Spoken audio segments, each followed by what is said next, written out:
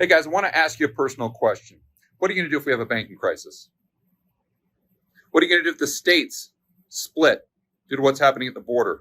Or maybe we have this debt crisis, or maybe we just have a recession. What are you going to do? Now you may say to yourself, George, I got this one covered. I got my gold, silver, Bitcoin. I got my treasuries. I got my stocks. I'm good to go. Really? How did that work out for you back in 2020 when the government locked you in a cage? You see, my point is we definitely have to prioritize our financial future. We have to survive whatever is coming our way in 2024.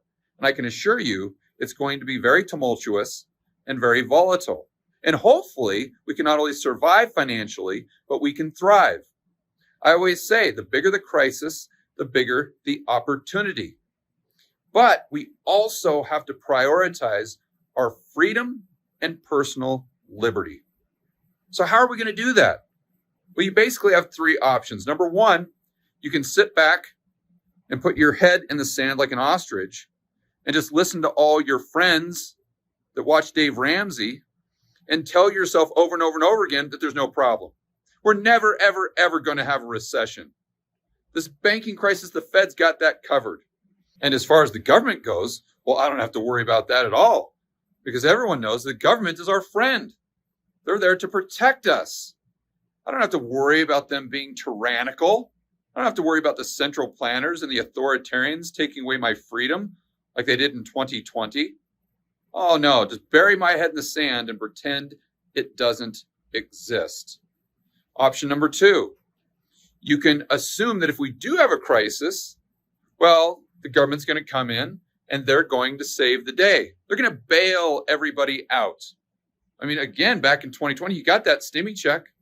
But let's remember that you got a stimmy check, but you also got 9% consumer inflation. And that's what the government would admit to. So even though you did get a raise, it didn't keep up with the prices of the stuff that you're buying daily.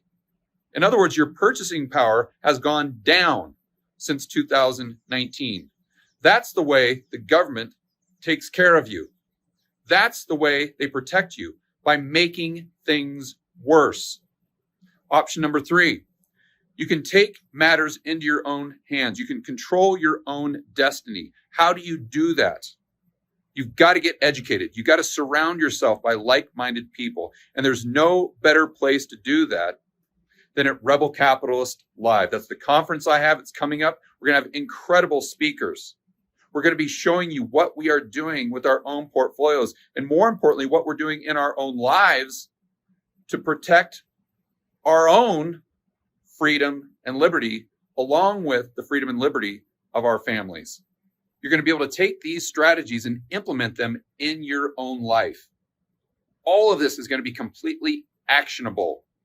And better yet, you're going to be learning this. You're going to be getting this information from speakers that you get to hang out with, meet personally, and in an incredible environment of your fellow rebel capitalists, people who are like-minded, people that just like you value freedom, liberty, and free market capitalism. In my opinion, this is one of the best ways to create the future you want. Take the bull by the horns. Don't leave it up to someone else. Don't leave it up to the government.